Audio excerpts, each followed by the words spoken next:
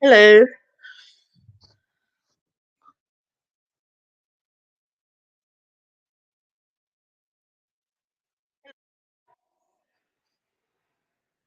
Make sure to do this.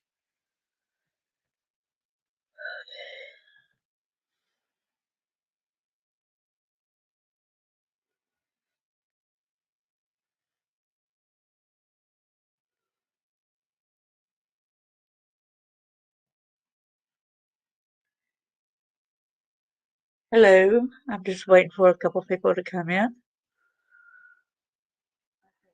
My laptop has come unplugged. Got to make sure that it gets plugged back up. 'Cause we do not want this dying.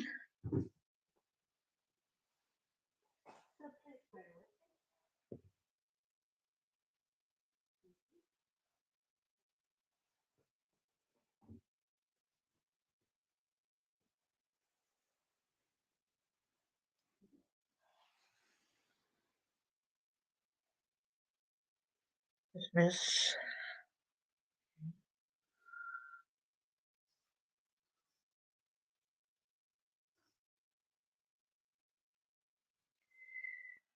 Want to make sure to have my friends here, and I want to be sure that I hear my friend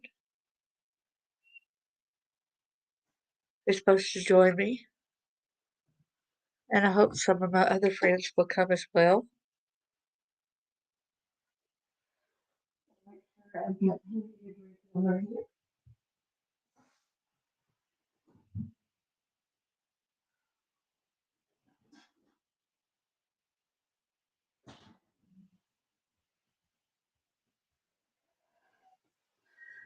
This is a big thing of water.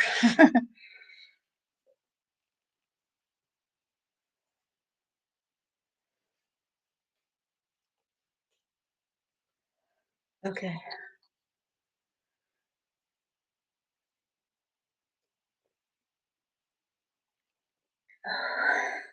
Love fresh water.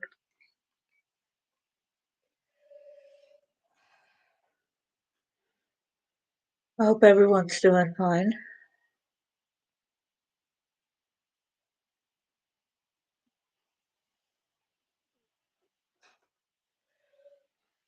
I plugged that in.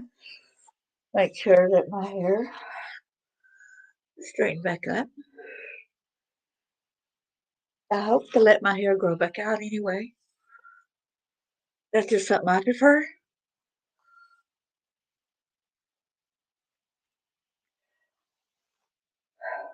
Boy, you know how some people tell you, please cut your hair shorter. You'll look cute. Well, I don't like looking cute.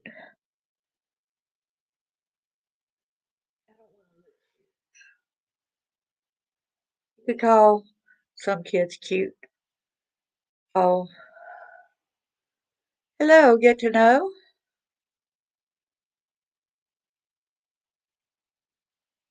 How are you, bro?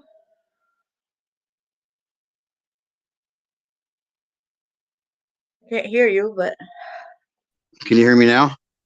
I can hear you now. I had to click.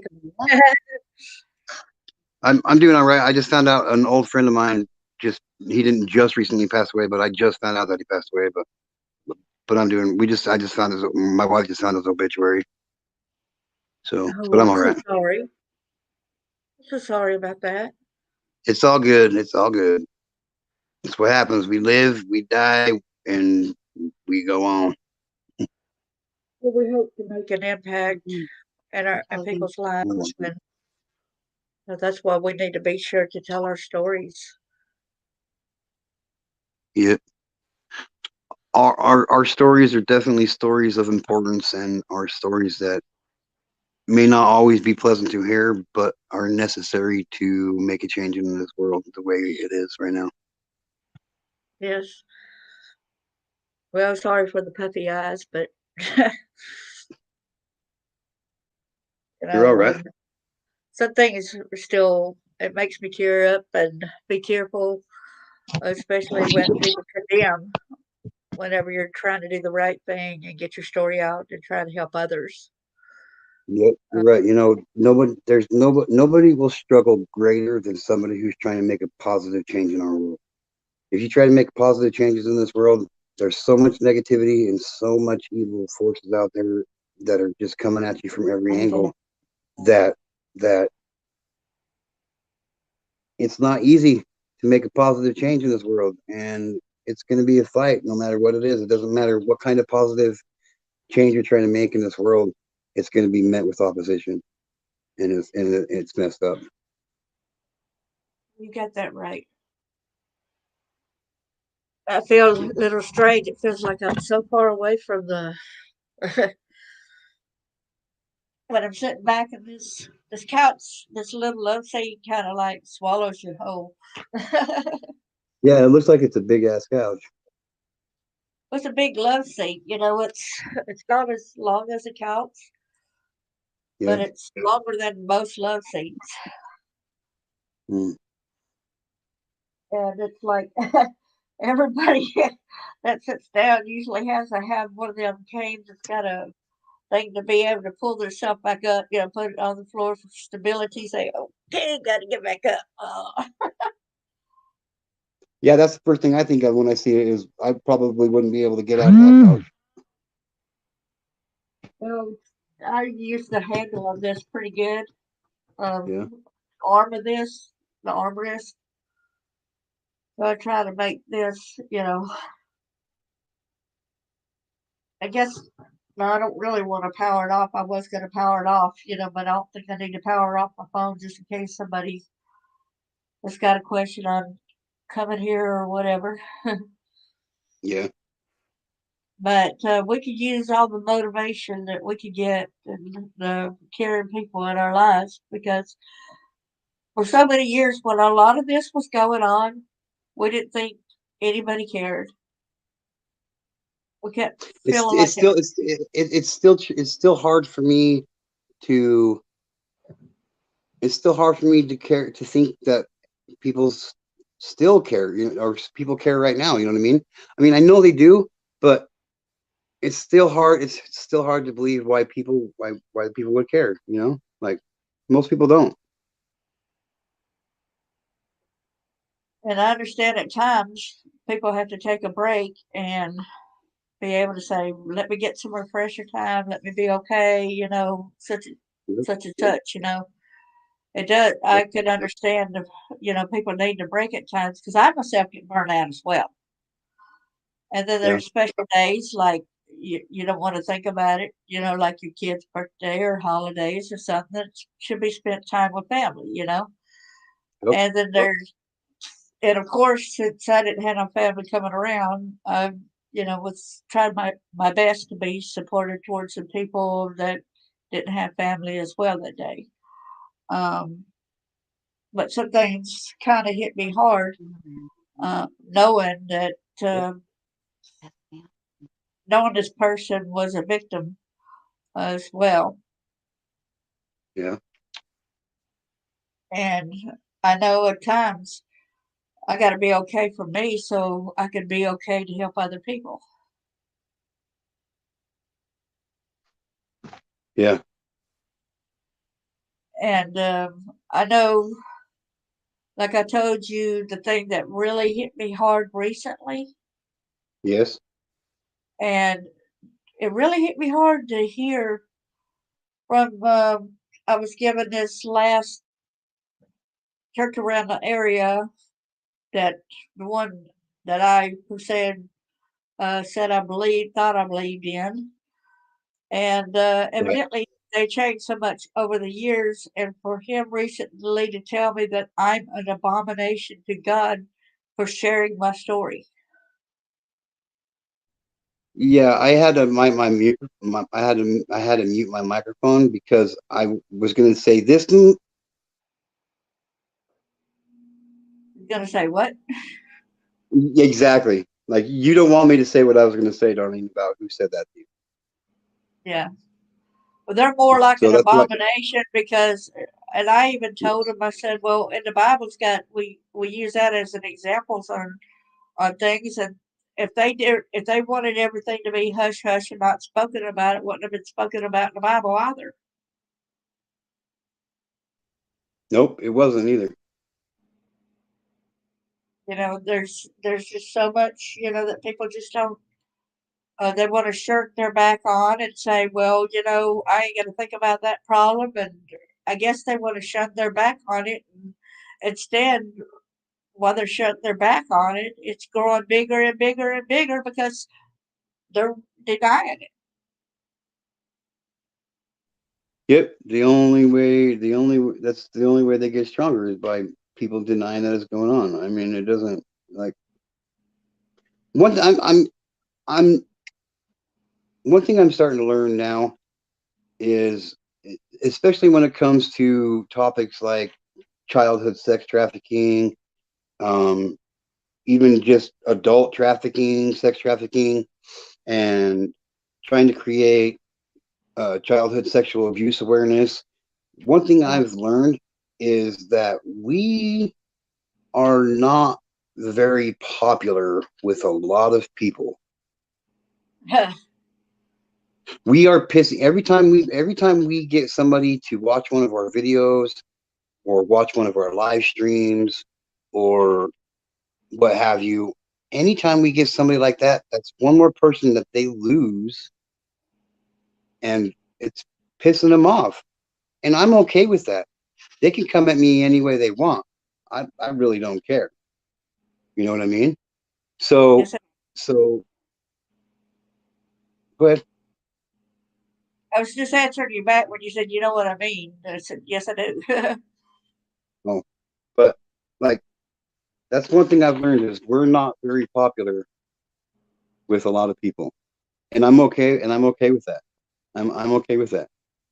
I'm actually, it's not in we're not popular in one aspect, I guess you could say, but all these people that don't like what we do, we really are extremely popular because they don't want us around, and every time we put awareness out there, it takes one of them down. I know it does. So, One you thing know, that's a shame though, Aaron, is when they'll hear of a child story and they'll hear the child being raped as an infant per se, because there's been a couple stories, on the news where an yeah, infant was raped.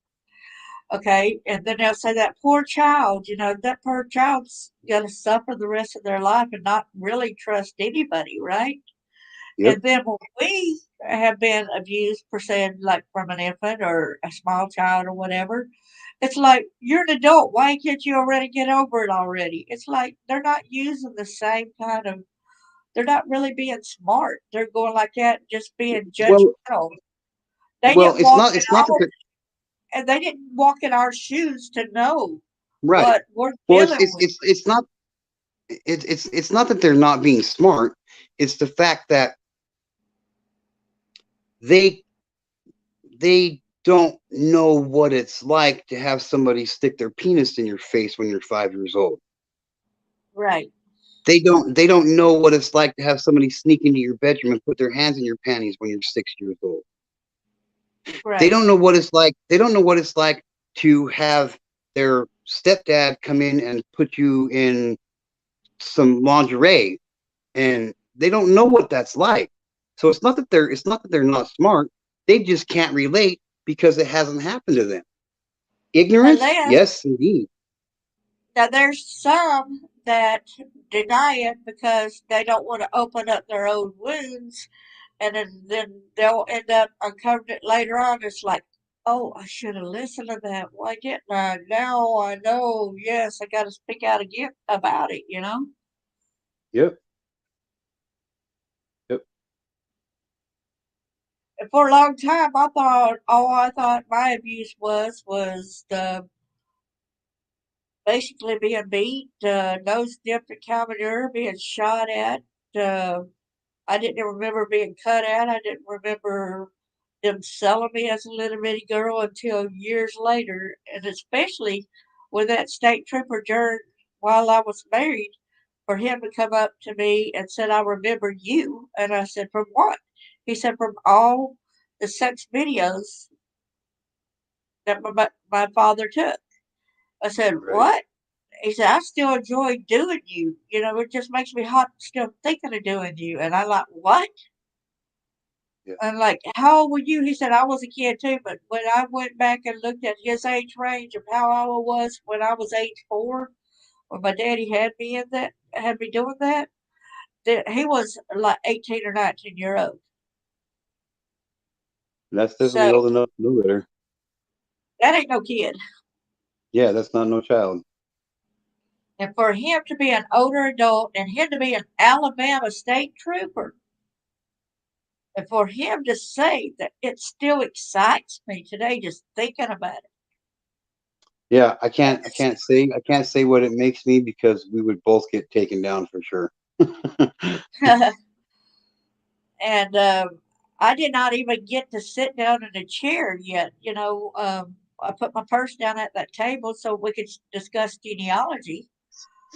And he was telling me on the phone that we're not really kin, but we got a lot of people in our genealogy that's a lot of the same names or whatever. And years later, when I did my family tree and stuff, I seen them in my family tree. Yes, we are related.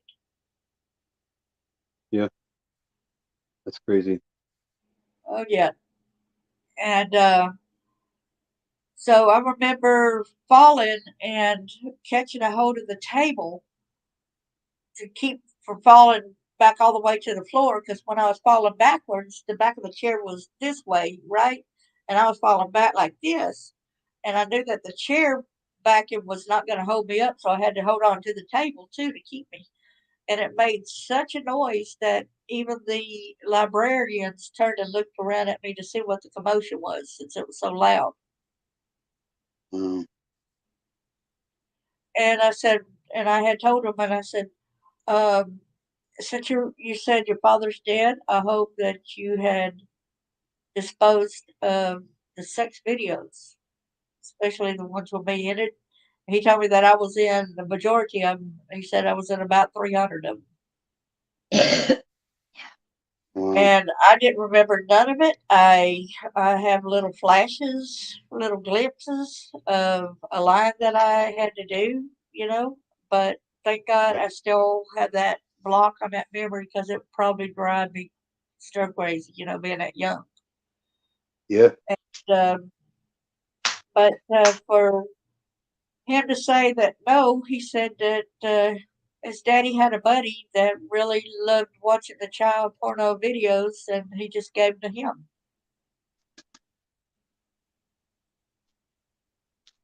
I don't know. I don't know why it is that I really decided to pick this subject to go forward with because it is so hard for me to sit here and hear this kind of stuff like on a personal level because of the abuse I went through and knowing what is like this isn't something that is easy for I'm sure it's not easy for you to come up here and talk about it and Uh, it's definitely not easy for me whatsoever to come up here and talk about it and just hearing every time you tell me these things about you the things that go through my mind on what I would do to somebody if I got my hands on somebody like that, the things that go through my mind, they scare me. It makes it hard for me. You know what I'm proud It's not about easy. with It's you, not though? easy for me to sit here and keep my mouth shut. You know what I'm proud about? And that's what parents should do, the same thing that you did with your children. Can you Right. tell them, tell the listeners, whoever, future listeners, because I don't see nobody in the room besides you and I at the moment, but I'm not at Facebook either, so I'm at YouTube at the moment. Well, I'm here too. I'm here too, darling. Sugar glider's here too, darling. I'm here too, Hey darling. there. I'm lis- Hi, I'm on Aaron's thing Oh, on his okay. phone. But I'm here for you too. Oh, thank you. But I Absolutely. wanted y'all to know that I really admire y'all a lot, and if you could please explain to the people where I'm getting at on how you taught your kids so that they don't fall back into the same kind of things that hopefully to protect them that they don't fall where we fell. Yeah, that's something that that's something I could do. Um,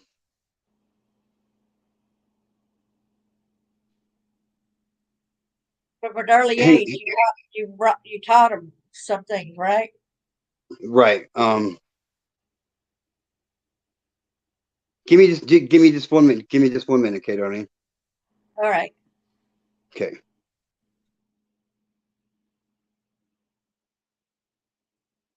I think more people that's in our group in your group need to come on here too. Get in with this discussion. You know.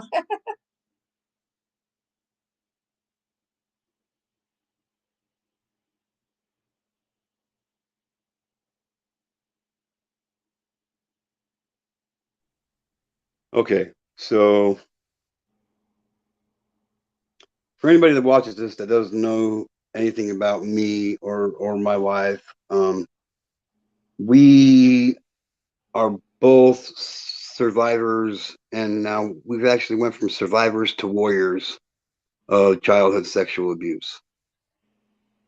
So when we got together and we both learned about our sexual abuse, we comforted each other. We felt like we were even closer than we had been before we knew about that about each other. And we had talked about being sexually abused, I think basically from day one.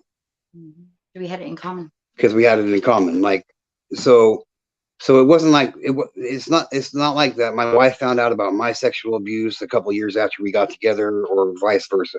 We told each Right. other about who we were from the very beginning.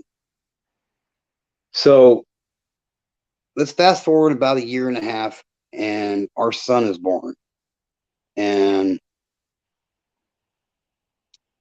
things just started becoming reality to me. Like, When you bring a child into this world, you have to think. You start thinking about things like that. so, did you hear, Darlene? Yes, I did. Okay. So thinking about that, it would cross our minds all the things that we have to do as adults and as parents to protect our children. And the first thing that popped into my mind was sexual abuse. Or anybody How that was hurting. Yeah. how could we protect our children from sexual abuse? So my wife and I kind of had a discussion that we would do everything and anything that we possibly could to protect our children from being sexually abused or even hurt for that matter. And at this time, my son was about 18 months old, not really comprehending what life is and, actual words and all that. So let's fast forward to where my son is. Let's fast forward to age 4. Well, probably age 3.5, but to keep it easy, we'll say age 4. When my son turned 4, or when our son turned 4, that's when we first started telling him about certain things. And we didn't call it sexual abuse. We just called it these things. Basically, these things are not okay for anybody to do to you. So your no-no squares. These are your no-no squares. Mhm. Your front, and we didn't call it a penis. This right here is a no-no square. Your bum, you're right here. This is a no-no square. And then once my daughter was born and whatever, And nobody's allowed to touch you there so ever. so we made sure we just talked to them. Like me, kids are they're a sponge. They're going to absorb what you say. And as they So got older, we started telling them there are people out there in this world that do bad things to kids, and you know, uh, they touch those places on kids. They're sick like that, and they're called pedophiles, and we just as they got older to appropriate age or whatever accordingly. That's how we talked to them about it. So they were aware that there's sex offenders and stuff out there, you know? Because somebody might ask, well, if you didn't say this is a penis, or this is these are breasts, or this is a vagina, or you didn't call it sexual abuse, then no, you don't need to teach them that it's sexual abuse. You just need to teach them that if anybody tries to touch you in these areas, That's what I or said, or by age appropriate. yeah, age appropriability. Yeah, you don't need. They don't need. You don't need to. Yeah, kids are, like I said, kids are a sponge. So, like, legitimately, we just told our kids from the very like, we didn't even call them breasts. This front piece of you right here, that's a no-no square. That's a no-no square. Right where the the penis and the vagina is at. This right here, this is a no-no square. Your bum back here, this is a no-no square. And then when they start asking questions, and then, well, Mom, why is this? A year or two down the road, they'd ask, well, Mom, why is this a no-no square? And why can guys not wear shirts? And how come? Yeah, how come guys can wear a shirt and guys can't? And the girls can wear shirts, have to wear shirts, and guys can't. Yeah, I mean, don't have to. Right. Right. So, I mean, my kids didn't know what sexual abuse was until they were probably 9 or 10 years old. They just, up until about that point in time, these were just places that nobody got to touch. And if anybody wanted you to touch them in those same places. And we told them, and then we started telling them gradually, little bit by little bit about our story, about what we went through as far as sexual abuse goes. But as they were, I don't know, what, 10 or 11, 12, when we started talking to them about that we went through that. Yeah. I think my son was like 11, and so my daughter was like 9 when I first told them that, yeah, I have, as a child, performed oral on a man before. I was forced to. I was forced to, and these happen, and they happen all the time, and like these no squares, tell them mommy and daddy's not allowed to touch you on those squares, and you're not allowed to touch mommy and daddy's no squares. You're not, your grandma and grandpa have no squares. Your teachers, your principal, and nobody. You're not allowed to touch anybody. Even doctors aren't allowed to touch you in your no squares. Legitimately. Unless there's a medical reason not why. Unless your parent was right there and they were in the same room, and it was some kind of thing that needed done, Exactly. Right. Exactly. So there are still things that happen to me in my sexual abuse that I haven't told my kids, and I never will tell my kids. Right.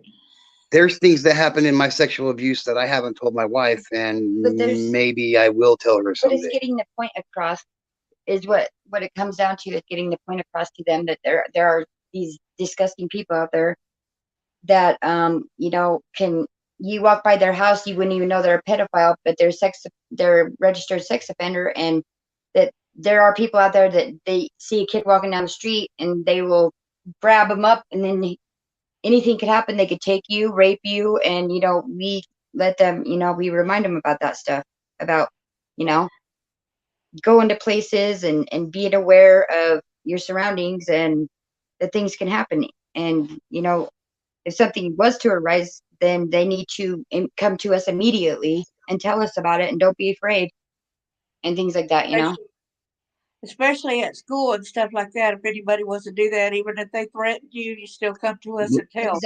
Exactly. Right. And like the most important thing I can stress to anybody, if there's any kind of advice I can give to anybody, talk to your kids about this stuff at a young age, and they will not fall victim to it. They won't. They're most likely to. They will most likely, if it arises, know what to do. And if somebody if somebody does touch one of their no squares, they're going to scream it at the top of their lungs. Hey, don't touch me there. That's my no square, man. They're going to remember that their parents told them what to do. If that arises, if that happens. Not even their classmates. exactly. Yeah, Yeah, that exactly. is good when you got good parents like that who goes and teach. So I assume, am I assuming right? Answer yes or no. Let me know whether or not you do it, and elaborate more if y'all would. But did y'all ever do any kind of role play type of thing to put them test out situations just in No, case? No, no, no. And no. here's the reason why. The most important thing that needs to be understood is these two places on a boy and these three places on a man, particularly the penis, the vagina, the anus, and the breasts, and unfortunately the mouth. That's why I say you Like, do accordingly to the age appropriate. You know what I mean? Because there's certain ages you needed to word it a certain way. You know what I mean? Like when if they're 3, 4, 5 years old, they're not going to understand. You know what's a penis or like there's just according to the age, what's appropriate is what needs to be how you need to approach it with them and tell them. You know, explain it to them. so so What the, what can I get? the so the most important thing to get across to your kids is that these certain areas on each Mhm. individual person's body, they're it's not okay. We don't need to know that it's a penis Mhm. for it to be known that it's not okay for you to touch it or for somebody Exactly. to touch you on your penis. The Exactly. most important thing is to just get the point across that it's not okay to be touched there. And also on to added on to that is to let them know if that ever happens and there is a situation where your mom and dad you're not around your mom and dad or whatever they what to do. They need to know what to do if that happens. You know, tell somebody like don't ever be afraid to come forward and say that somebody attempted to do that to you. You know, they need to know what to do if that problem arises because you can't always be with your kids every second of every minute of every day. Even though we want to, we You know, can't. Well, like with my trafficking story, how my own mother would dress me up at 2 years old, and she would dress me up real kind of like I guess the guys would look at me like cute or doll, and I to this day I cannot stand being called doll or cute. I really hate it. But would take me to a restaurant, and I would say, "Good, I get to spend some mommy time. I get to have something good to eat at this restaurant, and it'd be mommy and me time, you know." And yeah, my dismay, she would say, "Well." She would let me have a water and that was it, but she wouldn't feed me. And then these guys would come up to her and say, "Oh, she's so cute. You want to buy her?" oh my And god. so some of the guys said yes. You know, some of the guys walked on, you know, because I guess they thought, like, I don't want a part of this kind of thing, right? Right, But people might have looked at it like it was a joke because some people would say, some just say something like that, like you want her, you know what I mean? You can have her or right, whatever. You know what I'm saying? But right. some people look at it as a joke. But my mother was not doing a joke. She actually took money from me for them guys, and she said, "Just Oh bring her wow. back alive. You can do anything you want to with her. Just bring her back Turn that. alive." And I was like, Wow. I was like disappointed because here I was starving and hungry, and you know, and I'm like, why is Mama? I thought this was gonna be special, but and then it's like I went to dissociation type of thing where I didn't remember what was done, Right, I blocked right. out. But I do remember that there was one guy who was good that bought me, and he did this a couple times, and he would take me to his home and just to play with his daughter, Aw. kept me Yeah, safe, from being victimized. That I'm so particular sorry guy. you went through that, Darlene. I'm so sorry you went through that. I like you were an inspiration to me. You really are. You Thank really you. are. So a lot of people think that trafficking is just when you're getting kidnapped and you're being sold here to here, but no, your parents could take you around or somebody, a boyfriend, Right. even some yeah, people that been in a relationship with a boyfriend and they're saying, Right. you know, do this and they force them into the prostitution, them getting money and all Right. that kind of stuff. That's another part of trafficking, making them go do this kind of thing, you know?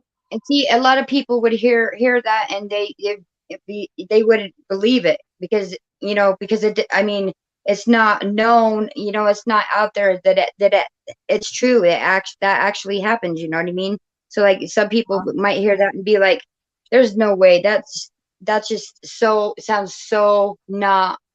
Far-fetched. It's far fetched or whatever." You know what I mean? Like I can see people, people thinking that, but it is real. It is real. It happens every day. There's kids that are trafficked and babies, and it happens. It really does happen. See, and I must have been It's real. already groomed before the first time when I had to get to the root of the sexual abuse. It did stem back from when I was age 2, when my mother put my naked body on the kitchen table, and Daddy and one of his army buddies was Oh drinking yeah. a beer, and it opened up the beer bottle on the side of the metal rungs of the old metal tables that they used to have, and it had the rungs around them, and it was colored on the top. And I remember as an adult, I could go like this and put the words there that was not there as a kid, you know. Right. And I saw the bottom was chipped a little bit, from where it had opened right there. But my mom put my naked body on the kitchen table, and it was cold as heck. That metal table was cold to my back. But like she said, you lay there, you better not cry, you better not scream, you better do what I said. And so I already knew that it was not okay to cry. It was not okay to fight back. It was not okay to whine. I had to do exactly what she said. And then for Dad and Dad's army buddy to get at my in between my legs part, my daddy stood behind his army buddy while that guy put a beer bottle at me. Oh my My gosh. mom was telling me that I had to lay there and be still because he gave her $30 to $40. I am so sorry you went through that, Darlene. That is so. And I could not believe that this was being done. And then I guess I Mm. had dissociated because the next time I remember was being in a bathtub with water up to my chest level. And that's pretty high for a 2-year-old. For the water to be that high, I could have easily drowned. So Right. anytime I just moved a little bit, I almost fell over in the bathtub. And I was like, they want me to drown because if I move a little bit, I'm going to drown. But I can remember the water being blood red. Oh my gosh. I And, am so sorry you went through that. and when I had remembered that really, oh man. And I didn't believe it for a long time. And I kept having problems even for my ex-husband to touch that. um, I'll go ahead and use the word clit. I had problems. It was sharp pain. And after my divorce and everything, I was in a tub. I was like, I got to figure out why this has always hurt me. You put in mind, I was married 18 years also. So after the divorce and everything, I finally just said, I need to find out why that's so much painful. It was like severe shock. When I go to touch that area, it was the nerves, and it was really painful. Okay, excruciating Right. pain. And so I decided I'm just going to stay right there and try to figure out. And I kept mashing in that area, and out came a piece of glass that's been embedded in me from when I was 2 years old. Oh my goodness. Oh my I Lord. started That is crying. so I started horrible. kicking the tub. I mean, I thought I was going to go ballistic when I remembered this, and I said it validated. It was true. And Wow. I just cried, and I was like, I ain't got nobody here to tell. Even though I got a therapist, I can't call her. It's after hours. I got to deal with this myself. I felt so freaking alone that it's not funny. I'm so sorry, Darlene. I am so sorry. Like I'm a loss for words. Like you're an inspiration to me that I am a loss for words. It's I I'm so sorry you endured that. I I I really don't know what to say. I My siblings are mad. Some of my siblings, not all of them, okay, but some of my siblings are mad at me. They said I should look at it, my parents as heroes. But No, in fuck mind, my that daddy, story. Are you but in my kidding me? mind, my daddy even Um, cut part of me off between my legs when I was 4 years old. Remember that? Part That's a of real me is hero right missing. there. Huh? That's a real hero right there. Any man that'll do that to any child or any person that'll do that to a child, that's the real definition of a yeah, hero, let me tell you. yeah. Let me tell you, if you think that you're all screwed up. You know how You're I like you need your head checked if you can say something like that. you know how I And feel y'all, about my you know how I feel about your parents, Darlene, so don't even get me started on that shit. I have went to the gynecologist again this past year, and before it was just my regular doctor here in after I moved to Tennessee, okay? And I said, Mm-hmm. do me a favor. I said, I never really asked a doctor to really check me down there. I said, I want you to validate whether or not I had been cut down there. And she said, yeah, 2/3 have been removed on one side, okay? But whenever I went recently, this past year, around October, I was told that all that's there is a little tag on one side. The rest, a scar tag, it's all that's left on the one side. The rest is gone. Oh my gosh. Oh My wow. daddy cut that much off of me. And you know how people say you need to get over the past? Well, excuse me. This still affects me today. I am injured. Wow. They had said that my kids were true miracle that I've even had kids because they said there ain't no way because the doctor, after he did a hysterectomy on me, had said, he pulled up a chair, of course, after I done got out of the, what's that called, the recovery room. So the next day he pulled up a chair and I thought, oh no, this ain't good when a doctor pulls up a chair. And he asked me, he said, have you been abused? And I said, yes, sir, but that's all behind me now. So, I didn't even think about any of the sexual abuse. I did remember one rape when I was a teenager, but that was totally different than this other stuff that I had done blocked out. Right. And he said that he had never seen nobody as messed up internally as I was messed up.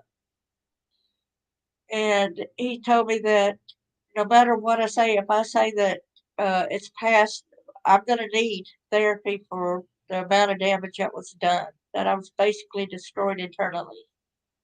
He Wow. said that he was working just 2 hours trying to remove scar tissue, and it was like none had been removed at all. And he said I started bleeding Mm. so bad that he had to stop. Oh my God. And so, for all these naysayers that want to say that this didn't happen to you to get over it and that it don't affect our lives, it does. You know what? Sorry, I want to say something. For all those people that have said that, you know what?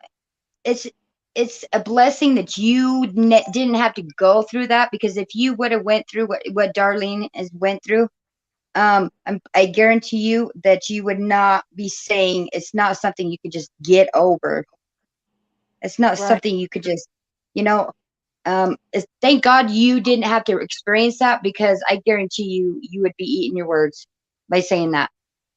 And That really disgusts me that people would say that. That really disgusts me. It's disgusting. the last time that I my cannot believe dad them. died when I was 14, he died, he had an accident at work. So he Good. wasn't in my life Sorry. um, for much of my life, since 14, basically, just a couple months. But then um, in 2000, around 2001, 2002, I tried to talk to my stepmom. I called her Hilda in the book, but her really name ain't Hilda, but that's just the name I got for her. To keep myself safe, I had to do that. Right. And the last talk, I tried to give her forgiveness, tried to talk to her, hoping to have a mother daughter relationship still, type of things. I still been over backwards wanting a mom daughter relationship. You know what I'm saying? Right. And for I know what you mean. and for her to ask me, was I showing my naked body to men or prostituting myself out? I said, Mom, I'm adult now. I've got a choice. I choose not to do that. Well, I taught you to do that. That's what you're supposed to do in your life. You need to prostitute yourself and sell your body or show your body, naked body to men. I said, Mom, I'm an adult now. I have a choice. Her answer back was, I wish I would have killed you when you were a baby like I wanted to. Oh my gosh. And I went click, and I never spoke to her again. Wow. And how long has that been? That's been since about 2001, 2002, and I think she died in 2015. Wow. Well, She might have been 2012, but I think she died in 2000. I'm saying I think because I can't remember the exact year because I tried to Well, close her out sorry, of my life. sorry, but good riddance to bad rubbish. I'm sorry. That's all I got to say about that. That is just beyond unbelievable. That that is. I'm just literally at a loss for words. I really am, and I'm so sorry that you endured all that. Like, And I got a sister that's a couple years older than me that's supposed to be full blooded. And she told me that the things that happened to me was God's punishment to me being a bad girl. I said, even the sex abuse at age 2. And she said, yes, even that. oh my You God. deserved it. That was God's punishment. And she's a preacher. Wow. Well, she needs to be investigated and shut down or something because that is so wrong. That is so wrong. It gives all other preachers a bad name, like all good ones, But Exactly. that just goes to show that, there's people of all types that are abusers. I mean, it can be preachers, it can be, people in church from your church. I mean, that just goes to show that people of power do these things. Whether people believe it or not, it happens a lot more than they think. Right. There was this guy that I had really fell in love with as a teenager. And, but me being a good girl, I didn't want to do anything sexual unless married. Okay. Right? And so we ended up breaking up because I refused to have sex. Um, and so when I overheard my stepmom talking about killing me and making it look like suicide, I told this other guy about it who had been coming over to my house and we were dating some. But really down deep in my heart, I still love that other guy. You know what I mean? Right? And I don't really think that this guy. I don't. I think he just had liked me a lot from how I looked or whatever. But I don't really feel like there was the love there, Right? not just from me, but from him to me. Right? Because when we after I got pregnant and we moved into our own apartment in Huntsville, he was staying gone and hanging out with guys, and I never knew where he was. And he told me it's none of my business where he's been. Um, and then he would like one time I come out and I was about 7 months pregnant, and I had just got out of the shower and I got dressed and went outside. Was brushing my hair, letting it dry naturally. We women do that when it's nice and warm outside, just let it dry naturally in the sun. Right? And him and that guy just kept walking back and forth on the front porch. Past me, I just kept telling him hi. And no, he was my husband, yes. And so, but every time they passed me, they still went out and tell me hi. So the third time when they passed by, I touched the guy with my hairbrush and said hi, and he turned around and kicked my pregnant belly like it was a football. Oh, wow. And I Wow. go, What a sweetheart. ow. And my husband said, well, you knew better than touching them with your hairbrush. And then I just fell to the concrete porch. And then the guy ran off. And then my husband would not even help me up, would not give me no medical attention and nothing like that. I had to crawl and put myself in the house, in the Oh apartment, using my gosh. arm.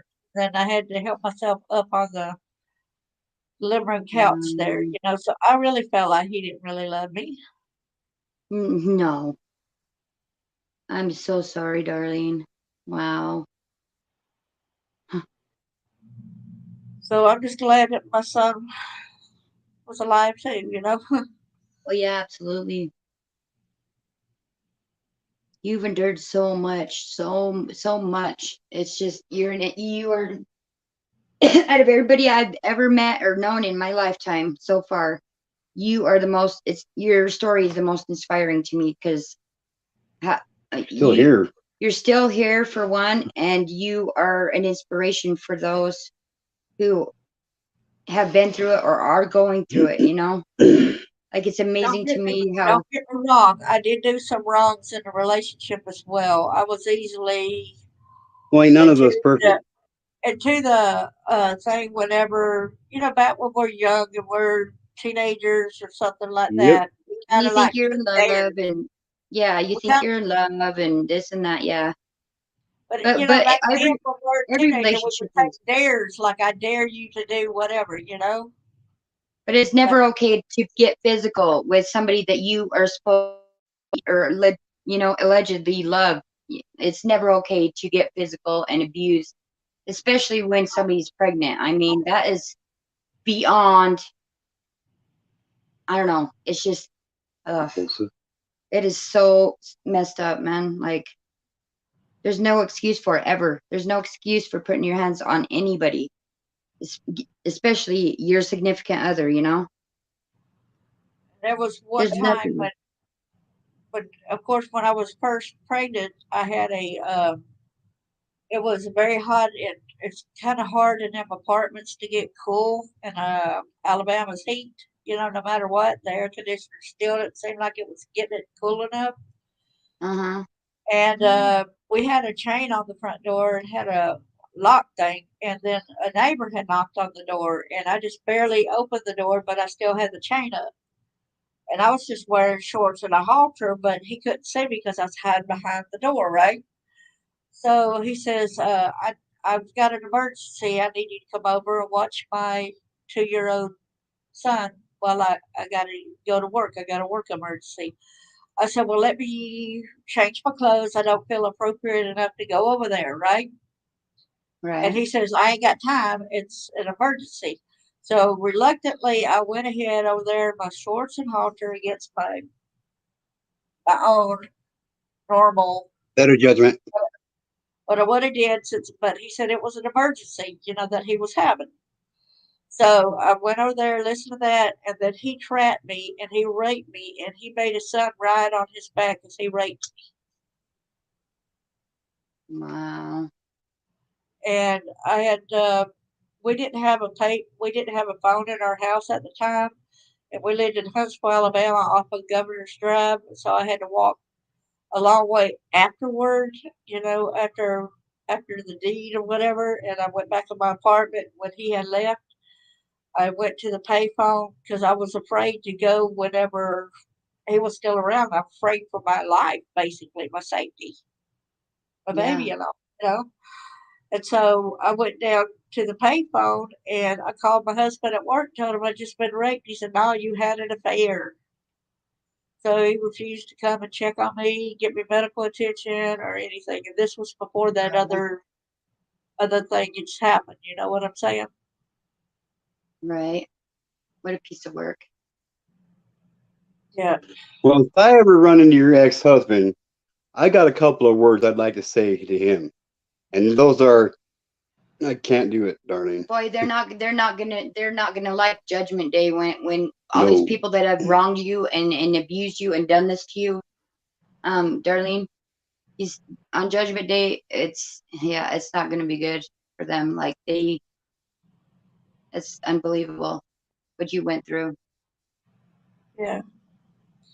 But you know what? Like, Go ahead. I know what I went through as a kid, and I know how bad it's fucked with me and it's messed me up.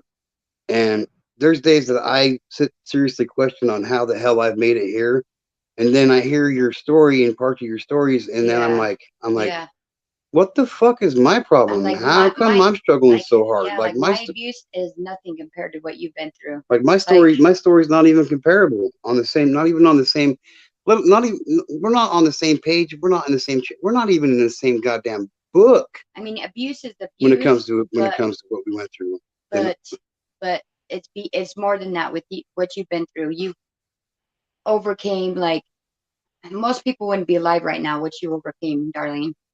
Most people would have gave up, and because Tried, but God wouldn't let me.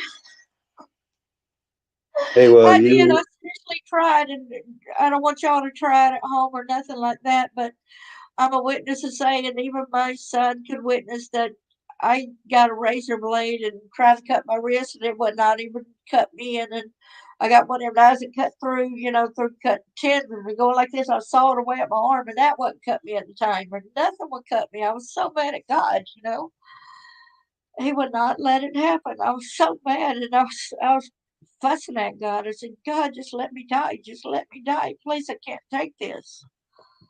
I was so angry with God because He wouldn't let nothing cut my skin. I wanted to die.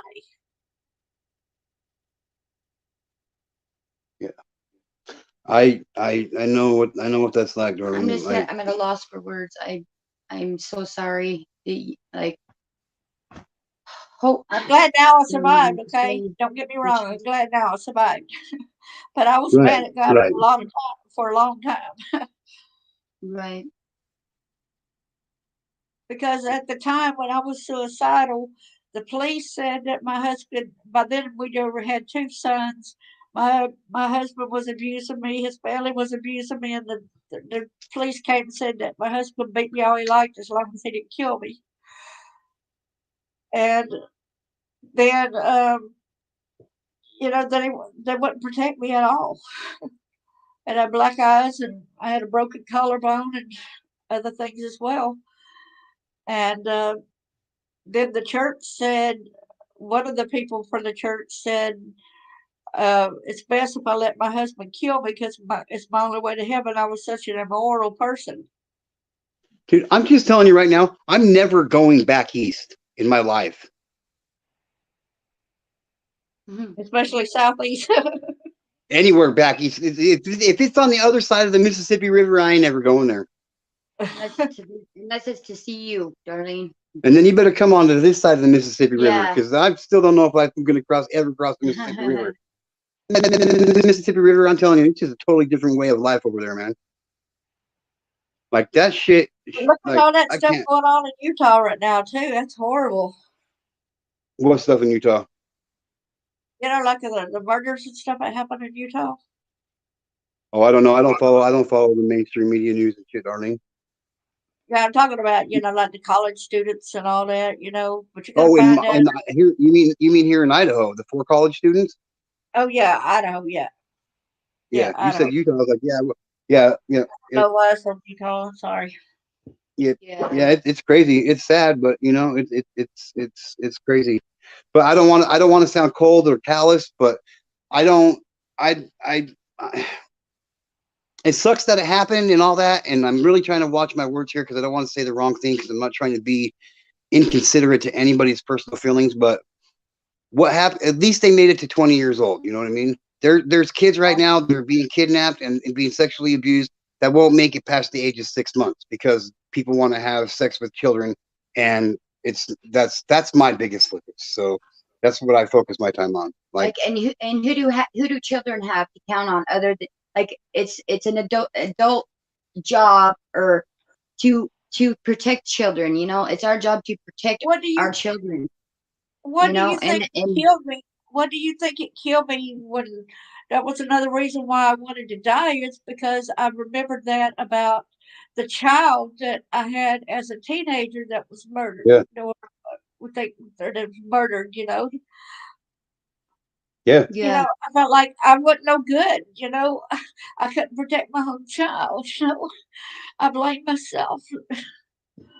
Well, you can't. You and I've had this discussion before, Darlene, and you can't do that. Like, that's just normal what a parent does. Like, yeah, I get it. I get it, Darlene. I understand. But for so long, I didn't even know what happened. And then for whenever I went to the doctor when pregnant with my first son in marriage, And okay, and then I remember this per se after I started therapy with a psychiatrist. And when I remember that incident about the baby, he says, "Well, do you have any proof?" I said, "Well, not really." And then I remembered the fact that I had went to the doctor prior, with my first son with marriage, right? And I remember them saying that I had a baby before, and what did I do with it? And he says, "Well, there's your proof right there because a doctor would know if somebody had a baby before." And I thought, oh my gosh, oh my gosh. So they had even called the police, and the police came up and questioned me. Wow. I But couldn't I couldn't imagine remember a baby, going through that. back I then couldn't I couldn't imagine. remember the baby. I couldn't When imagine going they through that, questioned me. Darlene.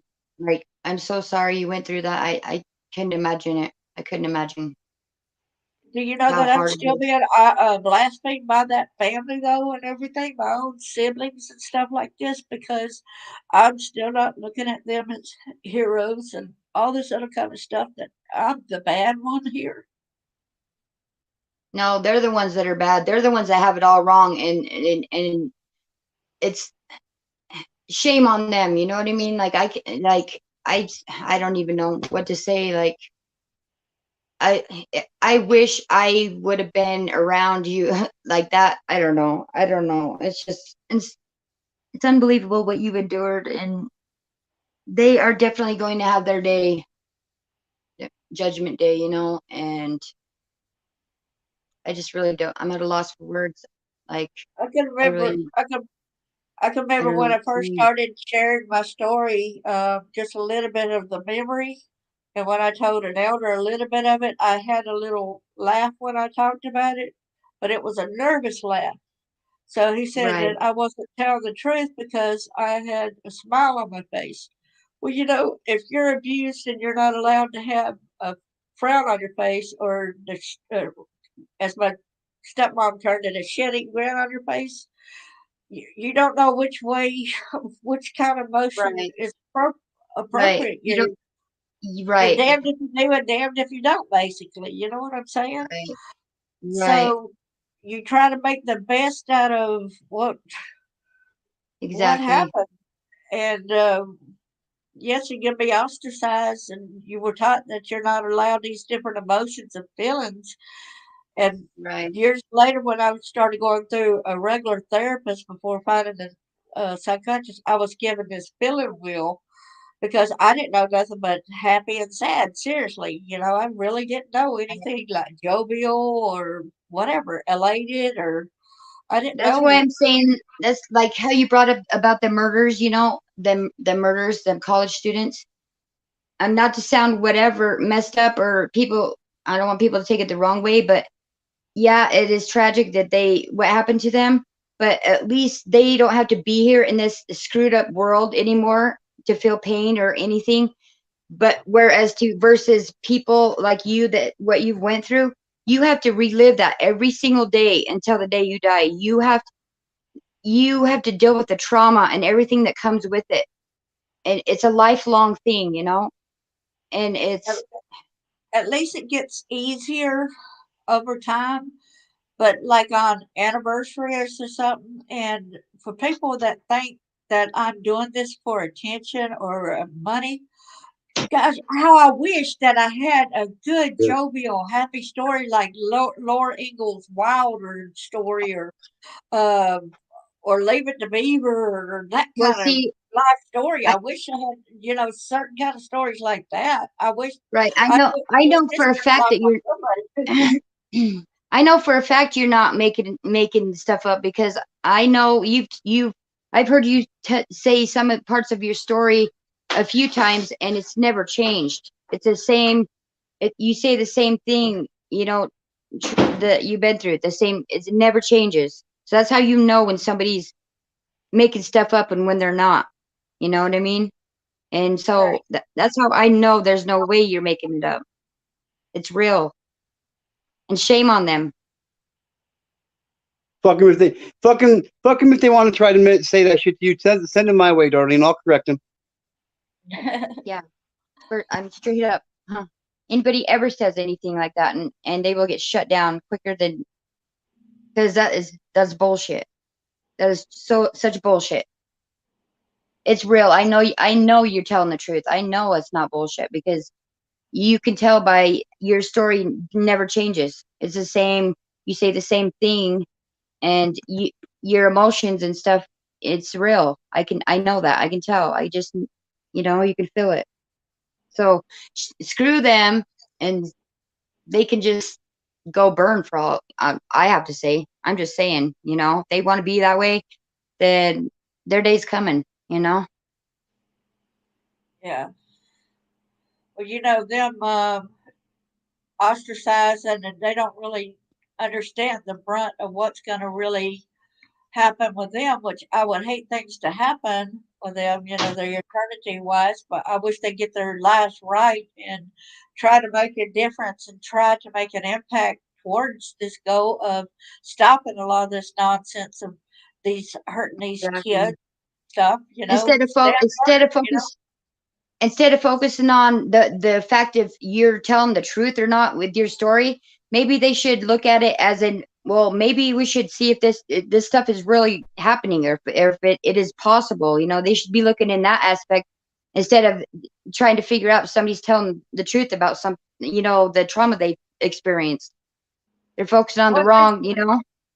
and matter of fact, for my brother to get custody over some kids that he's taking care of right now that he adopted, he had to validate that it was not his parents who were moving in with him, or he wouldn't have got custody of the kids because they knew through the court things that his parents were abusive. So if that's not proof enough, with it being in the court system that they knew that my parents were abusive, something is wrong with the people that's trying to say that my parents were good parents. Exactly. And Exactly. it most likely it's because they're doing the same thing, or they support it.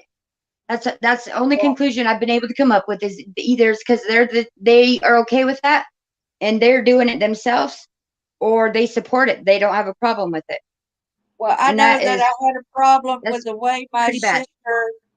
I had a problem with the way that my sister disciplined her kids. And I'm going under Darlene Clark, and she goes on here and makes any kind of comment and try to say it's full of whatever lies. You're the one that's going to make yourself known, and the story will be told because it's telling the truth. So you need to make yourself right with God, okay? And that's what I'm saying about that. But when she disciplined Exactly. her kids, she fist fought them. If that's not Oh, child wow. abuse, I don't know what is. Fist fighting your kids is discipline. You win once you beat me up. That means you're setting up your children to go into this world being an abuser and a horrible person.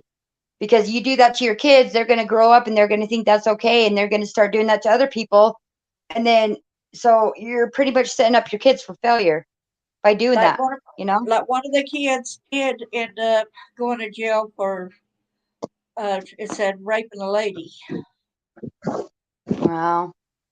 And That's unbelievable. well, that's the way he was basically taught. You win by whoever, wins the fight, overcomes, Yes.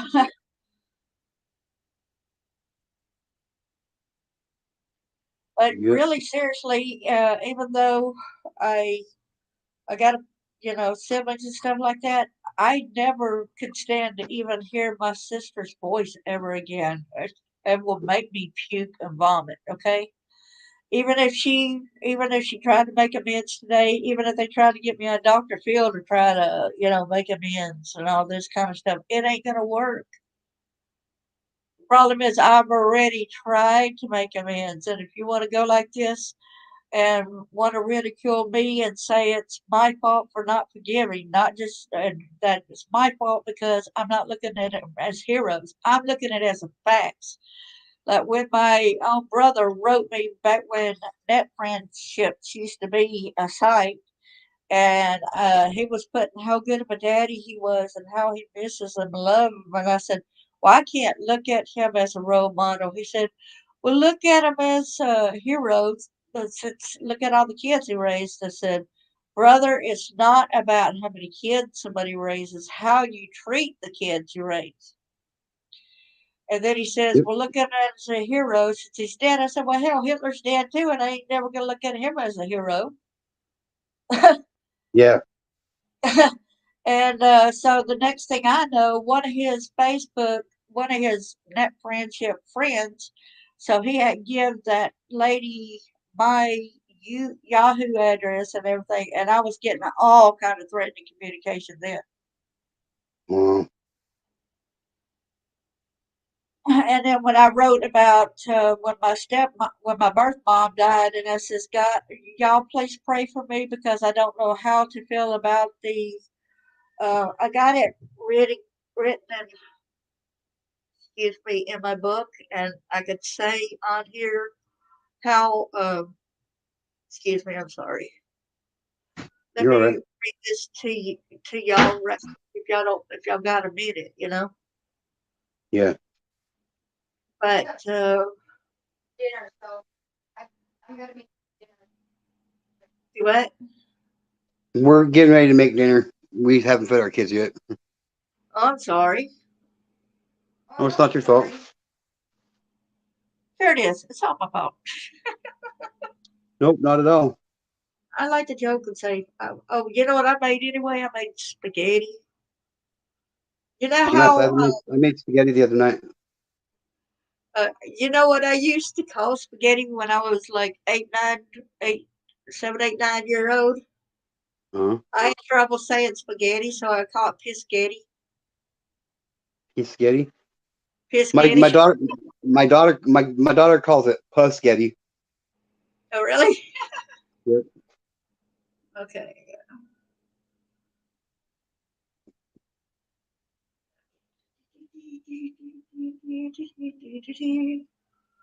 So sometimes we could go one by one on like some of the different chapters in my book or something like that for Yeah. inspiration, you know. Yeah, But for sure. okay, let's see, get to the.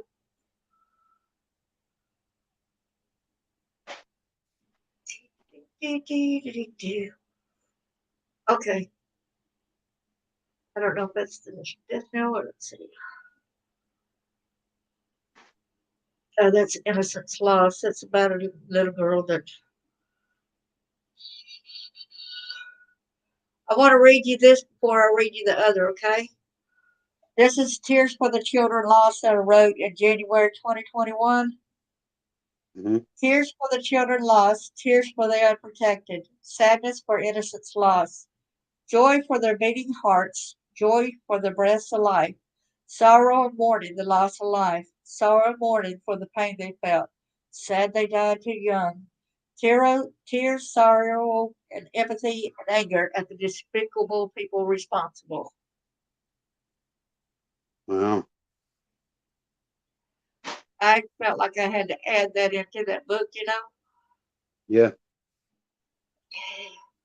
I'm trying to get to the part of here it is, loss of Mom Hilda, okay? I was visiting my friend Tiffany after hearing the devastating news Mom Hilda passed away. I had advised my grown boys to not see her when she was alive. My son would have visited with his child. Mom Hilda had a habit of accusing men of raping their daughters. I did not want my sons to go through that. I did not know I cared about her that much. The last time I spoke with her was about 2005, when I think it's about 2001, you know. I contacted Yeah. her because I was trying to get a fresh start and trying to forget the past, but her words were shocking. Hey, Mom, are you showing your naked body to men or prostituting yourself? I was thinking, how did she not even say a friendly hello? I doubted some of my memories under this. This was validation of her selling me as a child. It was buried Yeah. deep in my subconscious. No, I'm an adult now. I have a choice. I choose not to do this. You need to show men your naked body and prostitute yourself. I am an adult now. I have a choice. I respect myself. She goes, you were born to prostitute. I taught you how to do it. I wish I would have killed you when you were a baby like I wanted. I hung up the phone. I could not believe what she said. I tried a couple of times to call her sense, but I hung up before she answered. I could not stand to hear her voice. I thought I would vomit. Imagine if your birth mother said these things to you. Would you possibly avoid her or would you continue listening to her toxic trash? When Mom Hilda died, it threw my body into turmoil. I was shaken and I kept losing my balance. I asked Tiffany to please call the missionaries. I did not know of anyone else I could have asked to come and pray with me. I went up to social media and posted, I am having a very rough moment at this time. I just want to think of the positives surrounding my mom's passing. I had forgiven her for the cruelty she inflicted upon me. Just couldn't deal with the immense pain, both physically and psychologically. I have been having seizures and a lot of mini strokes, TIAs. Please pray for my health.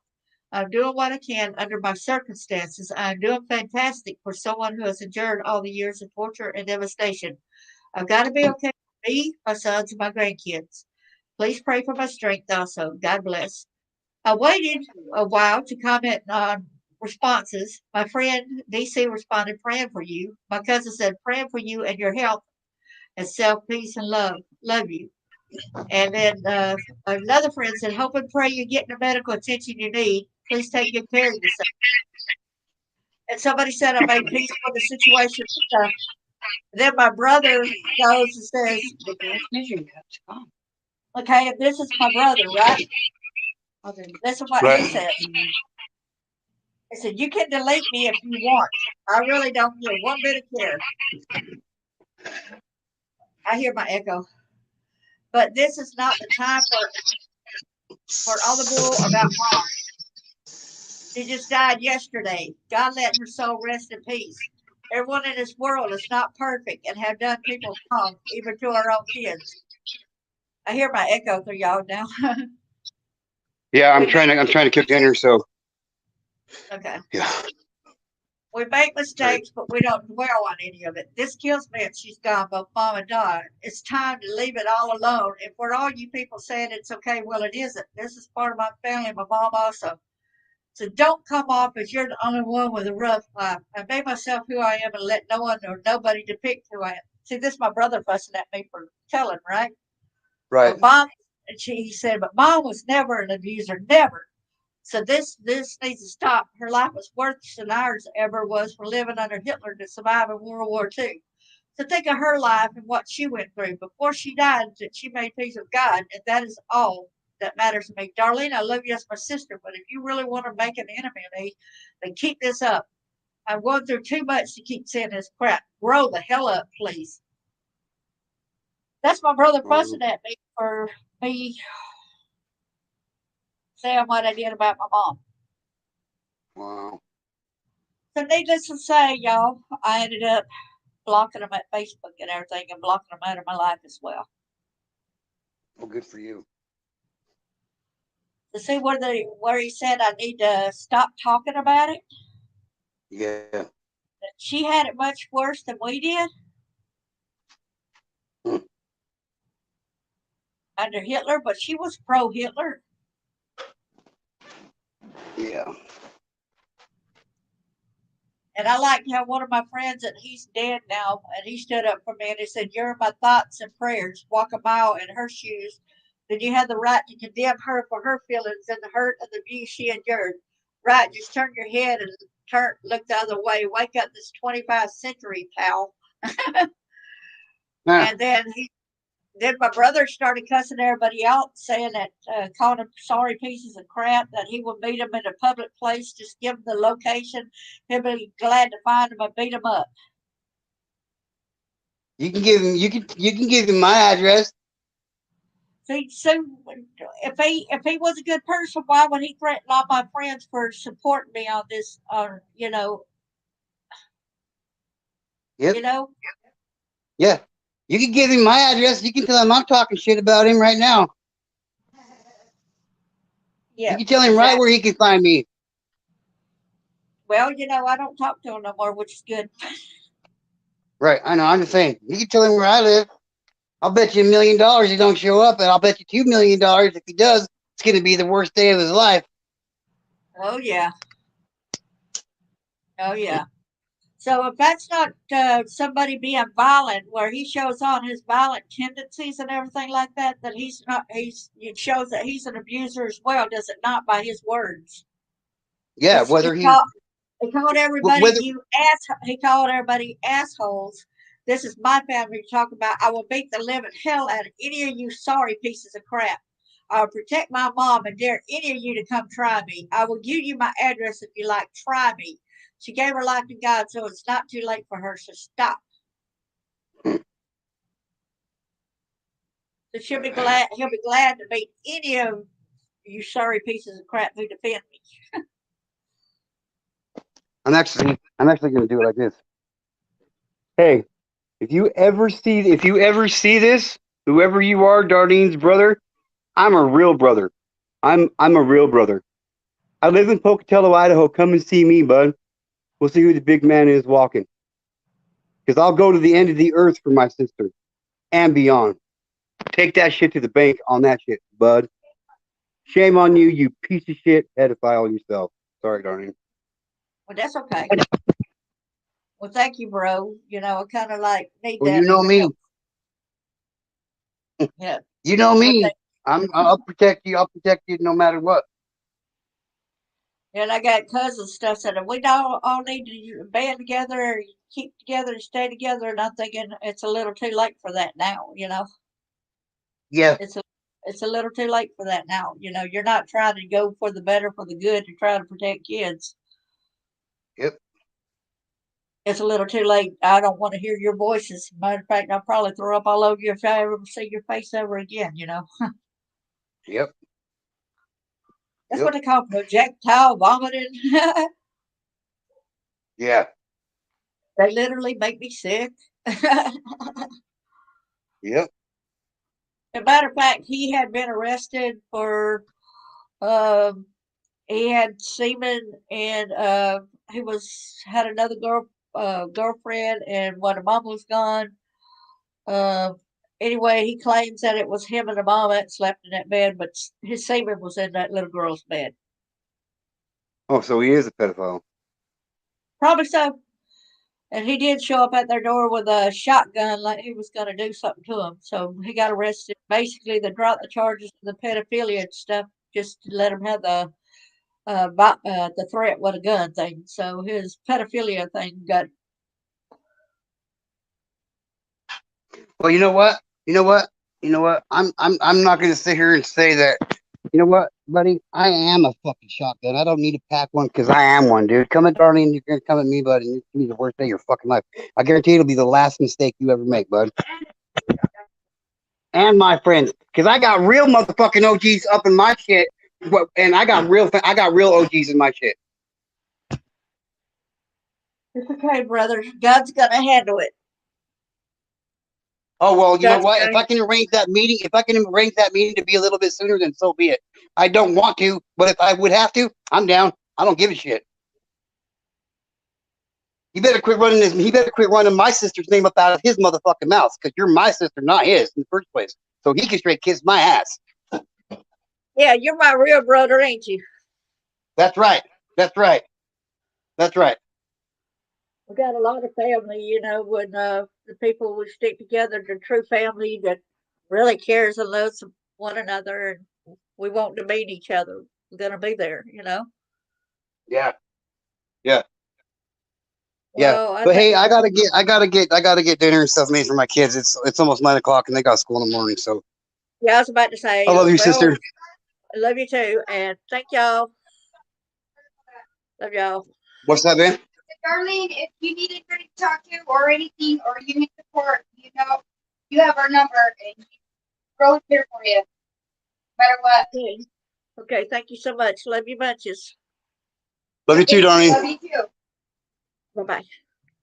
Bye.